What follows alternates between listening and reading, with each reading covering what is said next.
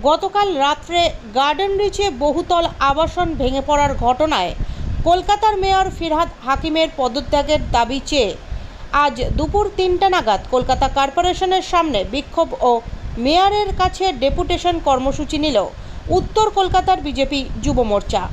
এদিন কর্পোরেশন বিল্ডিংয়ের চতুর্দিক থেকে ব্যারিকেড করে ঘিরে রাখে পুলিশ নিরাপত্তার খাতিরে। এরই পরিপ্রেক্ষিতে এক এক করে দুটি ব্যারিকেড সরিয়ে ইন্দ্রনীল খাঁ এবং তমগ্ন ঘোষের নেতৃত্বে বেশ কিছু বিজেপির যুব মোর্চার কর্মী কর্পোরেশনের কেন্দ্রীয় কার্যালয়ের সামনে হাজির হন। এরপর তাদের 5 জন প্রতিনিধিকে মেয়রের কাছে প্রতিবাদ লিপি পেশ করার অনুমতি দেওয়া হয়। যিনি বলছেন তাকে রাজনীতিটা করতে বারণ করুন, তাকে বলুন সব বিষয় নিয়ে রাজনীতি না করে যদি ক্ষমতা থাকে ছড়িয়ে দেখ মেয়রকে। আজকে তো মুখ্যমন্ত্রী গেছেন, ওখানে গেছেন। আরে ইনসিডেন্টটা ঘটলো কেন? উনি পোস্ট ইনসিডেন্ট গেছেন, ইনসিডেন্টটা কেন ঘটলো তার জবাব কে দেবেন? মুখ্যমন্ত্রী বলছেন যে এখানে একটা অবৈধ নির্মাণ ছিল, আপনি জানতেন না? পিছনে আসো। মানুষের জীবন কখনো আর্থিক ক্ষতিপূরণ দিয়ে হয়?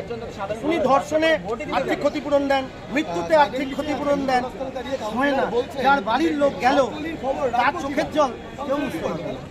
এটা যেদিনকে উনি বুঝবেন তখন ওনার এই অবস্থা হবে না। উনি বুঝতে পারছেন না, উনি দম্ভে ভুগছেন, তো পয়সার দম্ভে, ক্ষমতার দম্ভে ভুগছেন, তাই এইসব কথা বলেন।